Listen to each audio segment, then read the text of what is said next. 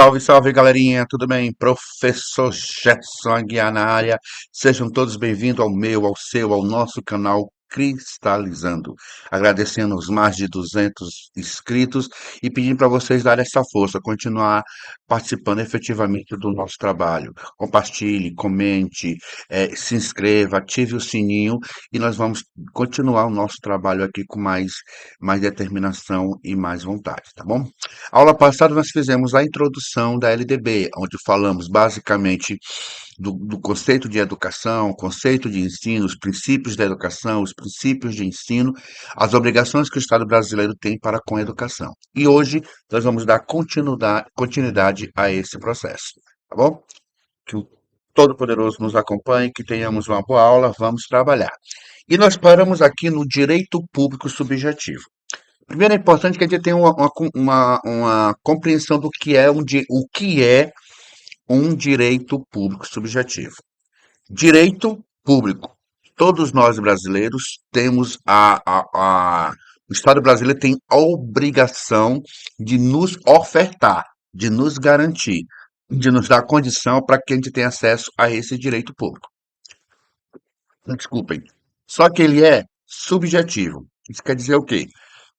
O Estado tem a obrigação de ofertar, mas não é porque o Estado ofereça que eu tenho a obrigação de usufruir de tal direito, de gozar de tal direito. Isso é direito público subjetivo.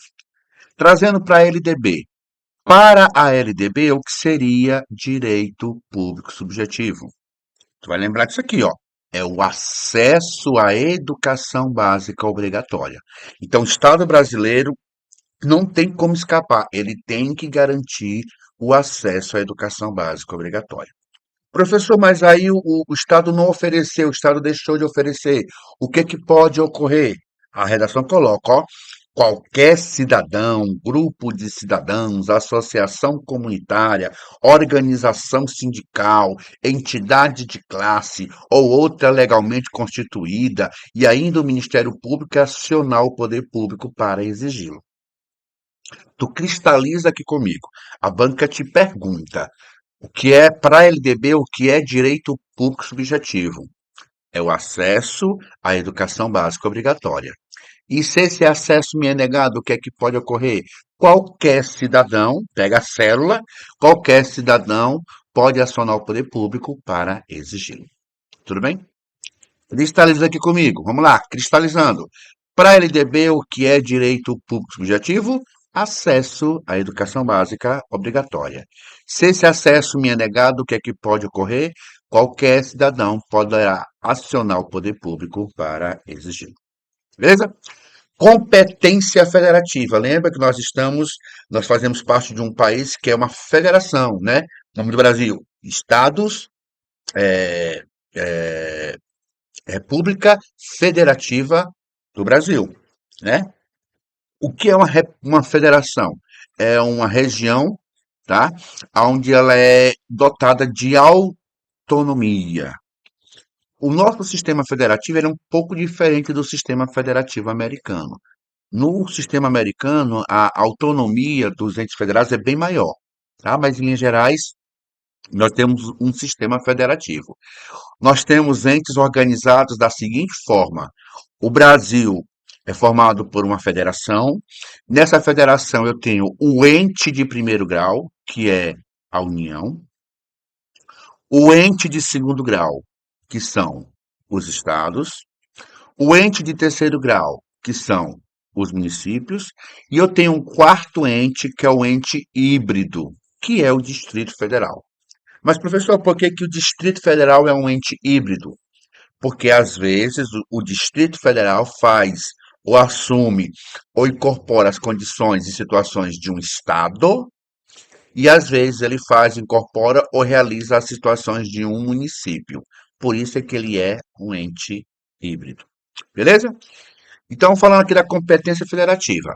O poder público, na esfera de sua competência federativa, deverá anualmente recensear crianças e adolescentes em idade escolar, bem como jovens e adultos que não concluíram a educação básica. Então, o primeiro verbo que tu vai cristalizar é recensear. recensear anualmente crianças e adolescentes em idade escolar, bem como jovens e adultos que não concluíram a educação básica. Qual é a coisa mais importante hoje dentro do processo educacional? É o processo de ensino-aprendizagem, correto? Não. É o censo. Porque é através do censo que a escola vai ganhar dinheiros, que o município vai ganhar dinheiros e que o estado vai ganhar dinheiros. Então eu tenho que fazer o censo, eu tenho que contar quem são os meus alunos da educação básica, sejam eles aqueles que estão na idade regular, bem como jovens e adultos. Mas não dá só para eu contar. Eu tenho que atrair esse pessoal para a minha rede. Então eu vou fazer o quê? Chamadas públicas. Professor, o que seriam essas chamadas públicas? É quando o sistema, no começo do ano letivo, ele faz aquela divulgação. Estão abertas matrículas das escolas municipais ou das escolas estaduais, ou quando a escola bota aquele carro de som, venham estudar com a gente, estão abertas matrículas. Isso é chamada pública, tá? Mas não adianta só contar e chamar. Eu tenho que zelar pela permanência desse aluno na escola. Então tem que fazer o quê? Criar junto com os pais mecanismos para zelar sobre a permanência dele. Então observe, o sistema ele conta, recensia, o sistema ele chama, faz chamadas públicas e o sistema zela junto aos pais pela frequência e permanência. E aí foi acrescido mais um item, que é divulgar. Divulgar, professor? Vamos à redação? Divulgar a lista de espera para vaga nos estabelecimentos de educação básica de sua rede, inclusive creches, por ordem de colocação e, sempre que possível, por uma unidade escolar, bem como divulgar os critérios para a elaboração dessa lista. Vamos primeiro fazer aqui uma observação, o porquê dessa lista. Eu sempre falo para os meus alunos regulares assim, gente, olha, o município, em linhas bem gerais, o município ele pode deixar de ofertar creche? Aí você diz, não, professor, porque a creche faz parte da educação infantil e, em linhas gerais, é obrigação do município, então não pode. Em linhas gerais, pode, tá? Primeiro porque o verbo, quando fala da obrigação do município, ele fala assim, o município vai ofertar, uma coisa assim bem sutil, tá? Politicamente, não é correto o município fazer isso. Mas imaginemos, por exemplo, o município ele tem o recurso limitado. Ele tem uma obrigação, que é a educação básica obrigatória, que é a pré-escola e o ensino fundamental. Esses ele não pode deixar de ofertar. Então ele pode simplesmente, baseado nessa situação, dizer, olha, eu só tenho dinheiro para a pré-escola e para o fundamental. Eu não tenho como trabalhar além disso. E qual é a prioridade? A educação básica obrigatória. É por essa razão que hoje todas as creches criadas ou mantidas, elas têm uma participação efetiva. Aí uma das funções da União, né? Função suplementar. Ela tem uma participação efetiva da União. Porque sempre os municípios vão dizer, nós não temos estrutura, não temos recursos para bancar também a creche, certo? E como é que eu comprovo isso? Com esse inciso. Ora, se eu tivesse creche, como eu tenho ensino fundamental, como eu tenho a pré-escola, eu não precisaria de uma lista de espera. Por que que existe essa lista de espera? Porque tem muita gente que ainda não conseguiu espaço na creche. Tá certo? Então, quando se falar de competência federativa, tu vai lembrar desses quatro verbos: recensear, chamar, zelar e agora divulgar a lista. Tudo bem? Cristaliza. Recensear anualmente as crianças para a educação básica, bem como jovens e adultos que não concluíram. Chamar, fazer eles chamadas públicas. Zelar junto aos pais os responsáveis pela frequência à escola e divulgar a lista de espera dos estabelecimentos de educação básica, especialmente as creches. Olha lá. Qual é o dever dos pais? Bom, direito público subjetivo, o aluno, em linhas gerais, ele poderia ser desobrigado a estudar. O Estado tem que me ofertar, porém, eu, enquanto aluno, não sou obrigado a estudar. Poderia ser assim, professor? Cara, em linhas gerais, sim. Tá? Porque o aluno, a criança, ela é um cidadão de todos os direitos. Porém, acima da criança está o pai, que tem o poder familiar. E o pai tem uma obrigação. Qual é a obrigação do pai? Fazer a matrícula. É dever, tá? Dever. efetuar a matrícula da criança na educação básica a partir dos 4 anos de idade. Então, de alguma forma, aquele princípio ele é usurpado das crianças, com toda razão, porque a pessoa, se a criança não querer estudar, fica um negócio complicado, tá bom? Então, qual a obrigação dos pais? Qual o dever dos pais? Efetuar a matrícula da criança a partir dos 4 anos de idade, tá? Cristaliza, dever dos pais, fazer a matrícula da criança a partir dos 4 anos de idade, tá? Bom, educação privada. Lembra que eu tenho, entre os princípios de ensino, eu tenho coexistência de instituições públicas e privadas de ensino, tá? Então, existirão tantas escolas mantidas pelo poder público quanto as escolas mantidas pela iniciativa privada. Porém, a iniciativa privada, para funcionar, ela precisa atender alguns critérios, seguir algumas regras. É o que está colocado aqui. Redação. O ensino é livre à iniciativa privada, atendida às seguintes condições. 1. Cumprimento das normas gerais da educação nacional e do respectivo sistema de ensino. Cumprir as normas gerais da educação nacional. 2. Autorização de funcionamento e avaliação de qualidade pelo poder público. 3. Capacidade de autofinanciamento. Então, a instituição privada, para funcionar, ela precisa cumprir as normas gerais da educação, ela tem que ter autorização, e essa autorização ela não é permanente, ela não é eterna. Constantemente ele passa por uma avaliação para ver se aquilo que ele divulgou no seu PPP de fato está sendo cumprido. E como a iniciativa privada não é o governo, ela tem que ter capacidade de autofinanciamento. Comigo, cristaliza. Uma instituição privada, para funcionar, ela precisa cumprir as normas gerais da educação nacional e do seu respectivo sistema de ensino, autorização e avaliação pelo poder público e capacidade de autofinanciamento. Tá? Aqui nós temos o artigo 7A, liberdade de consciência e crença. Ele coloca assim, tá? O aluno regularmente matriculado em instituição de ensino público ou privado, de qualquer nível, é assegurado no exercício da liberdade de consciência e crença o direito de, mediante prévio e motivado requerimento, ausentar-se de provas ou de aula marcada para o dia em que, segundo os preceitos de sua religião, seja vedado o exercício de tais atividades, devendo-lhes atribuir, a critério da instituição e sem custas para o aluno, uma das seguintes prestações alternativas nos termos do inciso 8º do caput 5º da Constituição Federal. Simplifica, tá? O Brasil é um país de dimensões continentais. E dentro dessa organização, dentro dessa estrutura organizacional do país continental, o Brasil tem que levar em consideração as várias diversidades. Nós temos várias diversidades dentro das mesmas diversidades, tá certo? E nós temos um grupo religioso chamado Adventistas do Sétimo Dia, que utiliza o calendário judaico como referência para a questão religiosa. E para eles, o dia sagrado não é o domingo, é o sábado. Por essa razão, essa clientela, no caso dos alunos, eles não podem sofrer nenhum tipo de prejuízo em virtude da sua liberdade de consciência e crença. É como foi colocado na redação.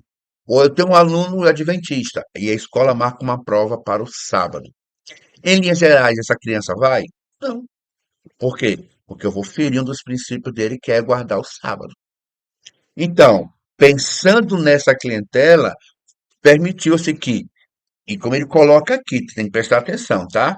Mediante prévio e motivado requerimento. Professor, quando é que acontece esse prévio e motivado requerimento? Quando o aluno vai fazer a sua matrícula. O aluno vai fazer a sua matrícula, ele já traz, geralmente ele já traz uma declaração do pastor dizendo, olha, eu sou membro da Igreja Adventista do Sétimo Dia. Então a escola já fica subentendido para ela que quando tiver alguma atividade aos sábados, aquele aluno não vai poder participar. Professor, de todas as escolas? De todas as escolas públicas e privadas. E por que o sistema teve essa preocupação de colocar nas públicas e privadas? Primeiro, porque eu tenho alunos nas públicas e nas privadas, tá certo? E um não poderia suplementar a outra. E ele coloca assim, é, que eu achei interessante, né? Sem custas para os alunos. Bom, a escola fez aplicou uma prova no sábado, uma escola privada, aplicou a prova no sábado, o aluno foi. O que é que geralmente as escolas privadas fazem? A bendita da segunda chamada, porque aí tem dinheiros. Só que, nesse caso específico, a criança, ou ela o aluno, ou ele vai fazer a segunda prova, ou vai fazer um trabalho, ou vai fazer uma pesquisa, mas sem custas para o aluno. Tá? Porque a gente sabe que nas escolas privadas, tudo que é segunda chamada, faz tudo, eles gostam de cobrar alguma coisa. E aqui eles colocam, tá? As várias alternativas, algumas alternativas de como eu posso repor essa situação. Eu tenho as provas ou aula de reposição, conforme o caso a ser realizada em data alternativa, no turno de estudo do aluno ou em outro horário agendado com a sua anuência expressa. Trabalhos escritos outra modalidade de atividade de pesquisa com tema, objetivo e data entregue definidos pela instituição de ensino, tá? Aí ele coloca, a prestação alternativa deverá observar os parâmetros curriculares e o plano de aula do dia de a ausência do aluno. O plano, a reposição tem que ser de acordo com aquilo que o aluno faltou, tá? O cumprimento das formas de prestação alternativa de que trata esse artigo substituirá a obrigação original para todos os efeitos, inclusive regularização de registro de frequência. Foi feita uma prova. E aí a escola, para repor essa nota, passou um trabalho, uma pesquisa.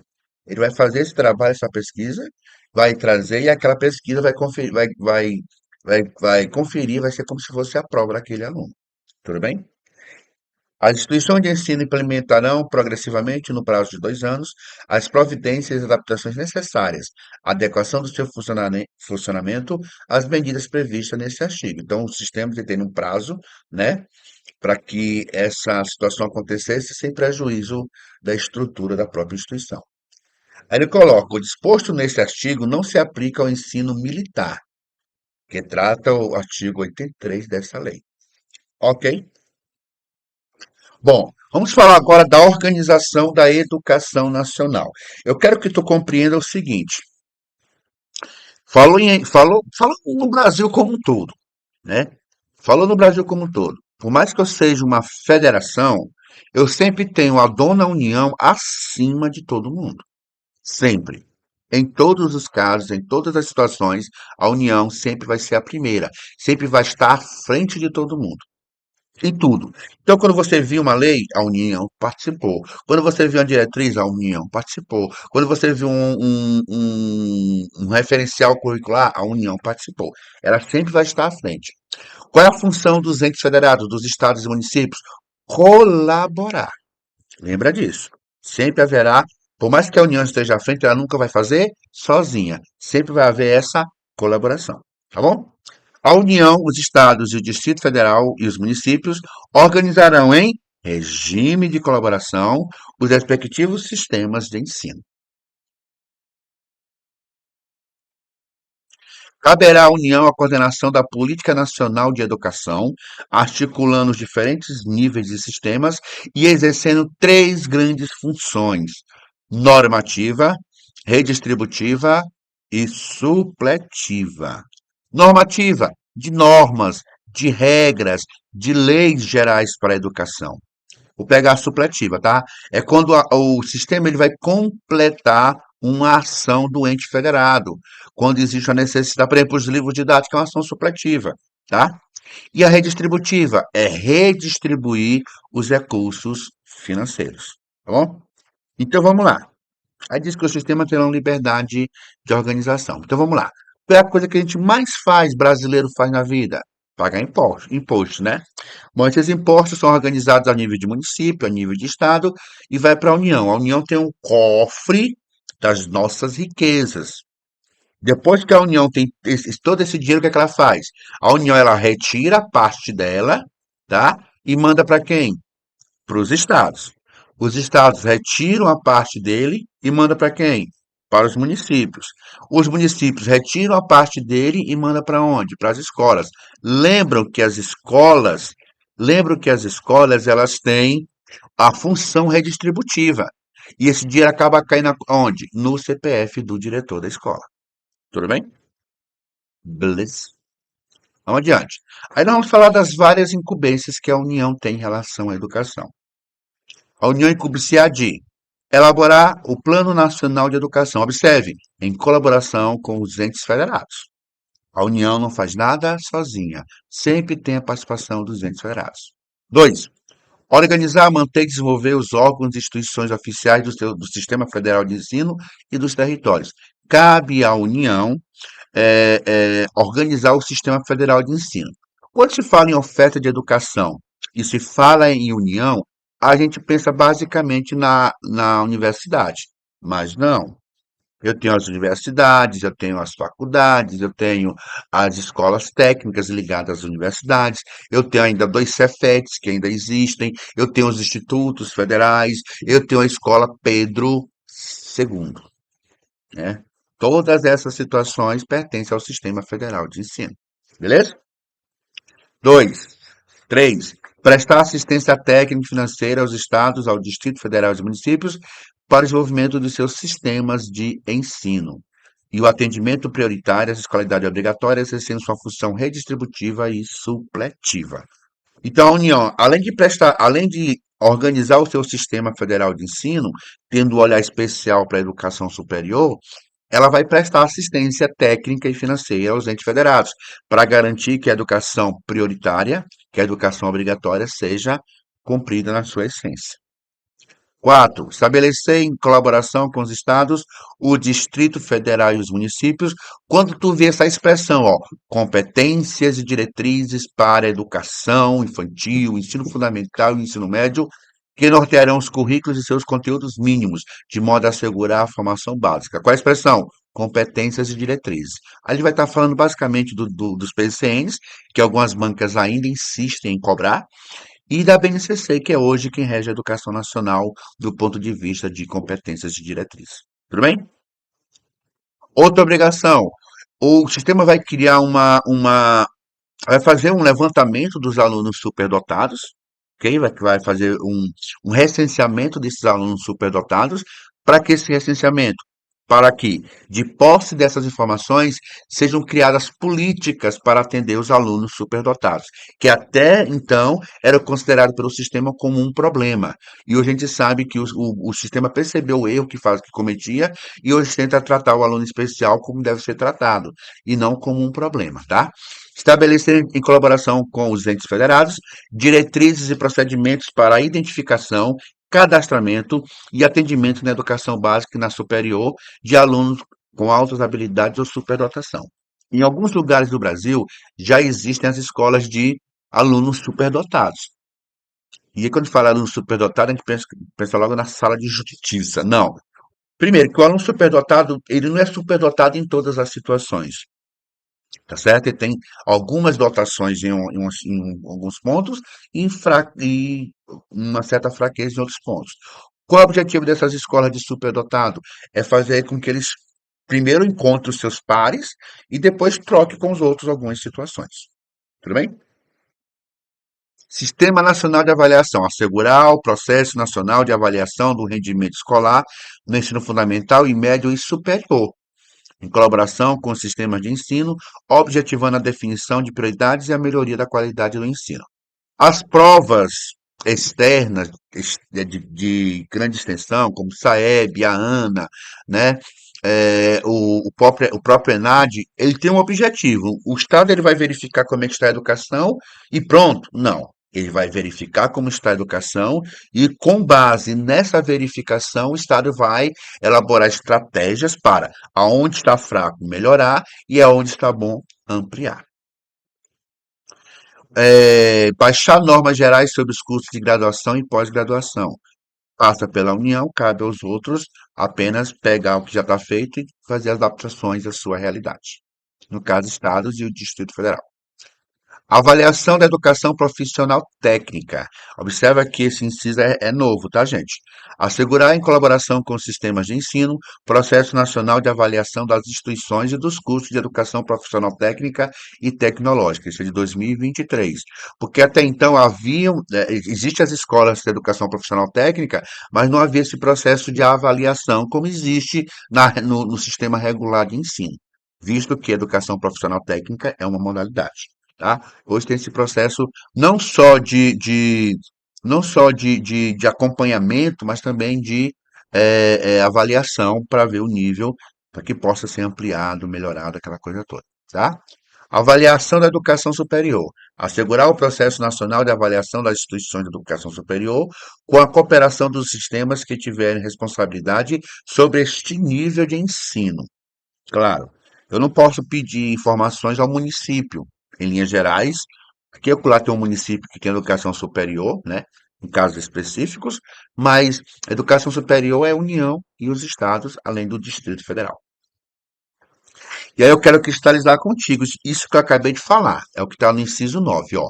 Autorizar, reconhecer, credenciar, supervisionar e avaliar, respectivamente, os cursos das instituições de educação superior e aos dos estabelecimentos do seu sistema de ensino.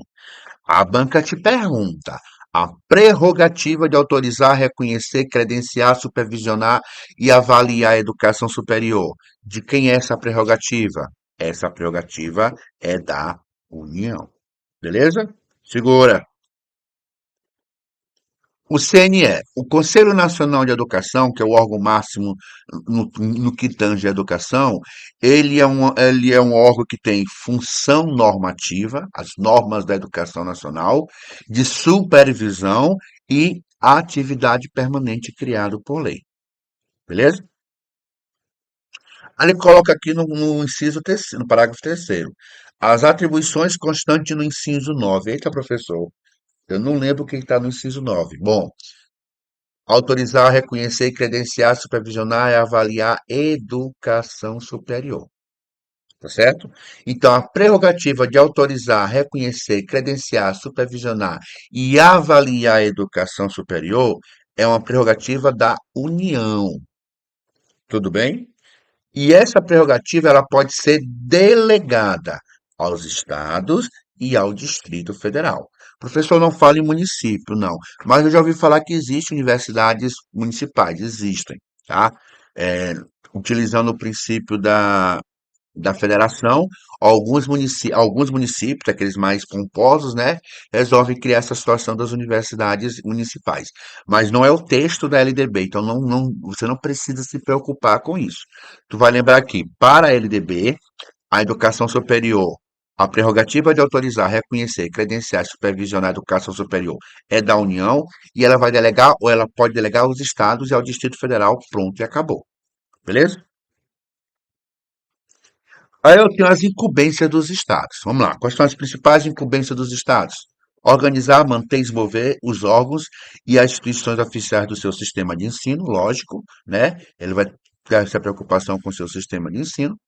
Definir com os municípios forma de colaboração da oferta do ensino fundamental, as quais devem assegurar a distribuição proporcional das responsabilidades, de acordo com a população a ser atendida e os recursos financeiros disponíveis em cada uma das esferas do poder público. Ora, quando eu falo de financiamento da educação, eu digo, a União disponibilizará do seu recurso, do seu orçamento, nunca menos do que 18% para a educação.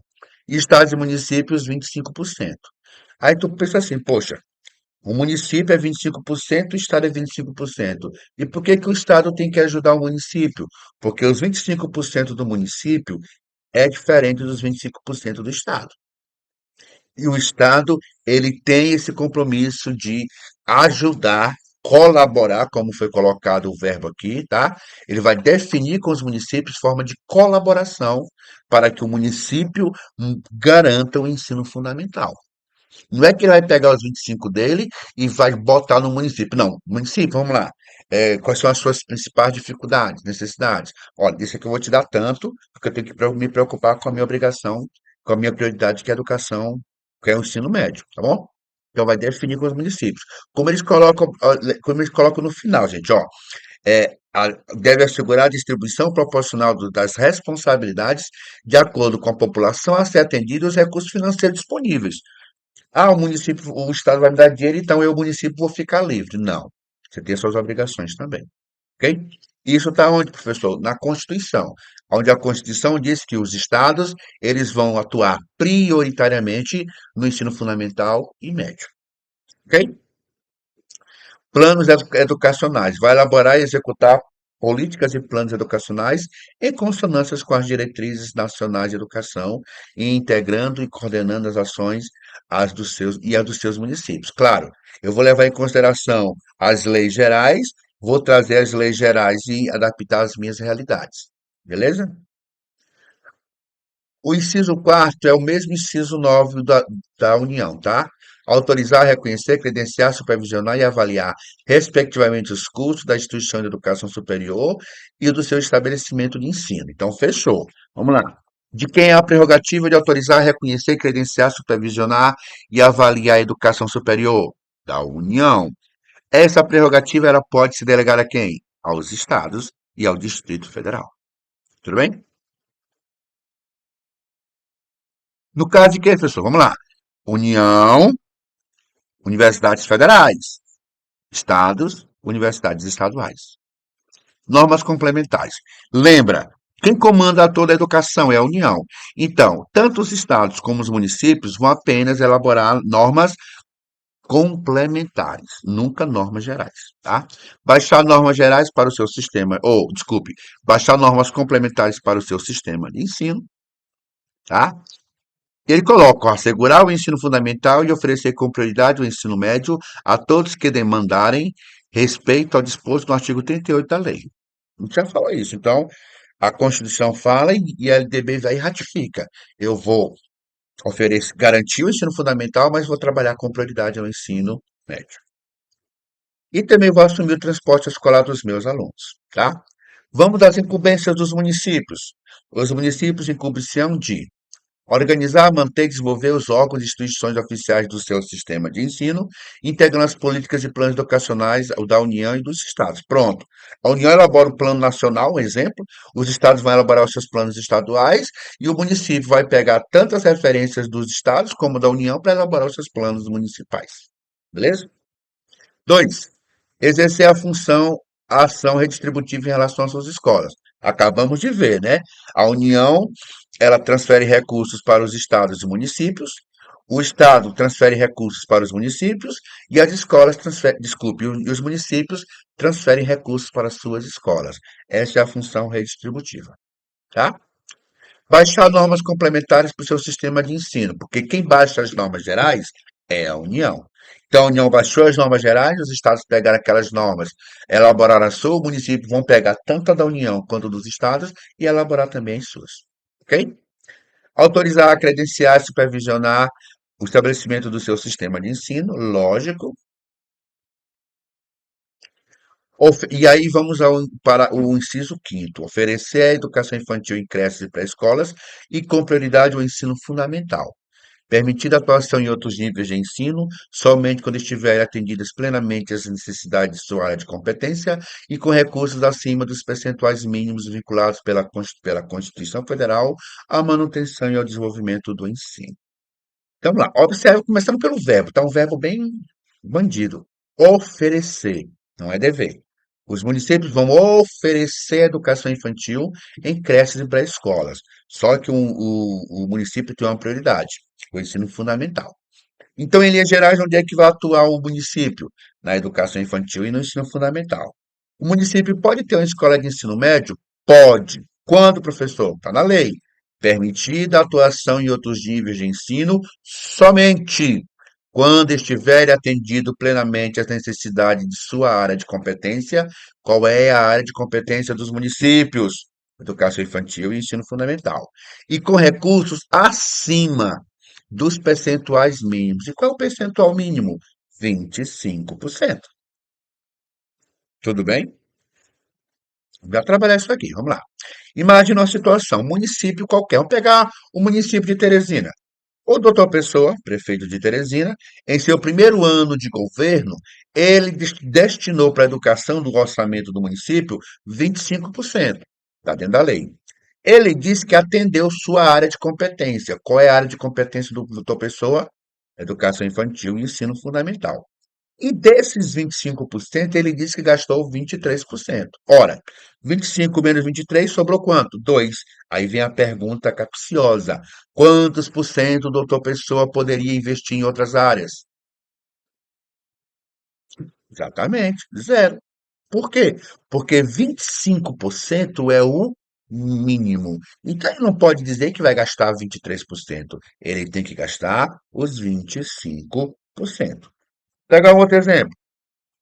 Estamos no segundo ano do Dr. Pessoa e agora resolveu investir 30% do seu orçamento em educação. Diz que atendeu sua área de competência, que é a educação infantil e o ensino fundamental. E diz que desses 30% ele gastou 24%. Matemática básica, 30 menos 24, 6%. Aí vem a pergunta: quantos por cento o doutor Pessoa pode investir em outros níveis? Exatamente, 5%. Por quê? Aqui não é 24, aqui tem que ser, ele tem que gastar 25%. Tudo bem? Vamos dar um terceiro exemplo. O doutor Pessoa, no terceiro ano de governo, investiu 29% dos seus recursos em educação.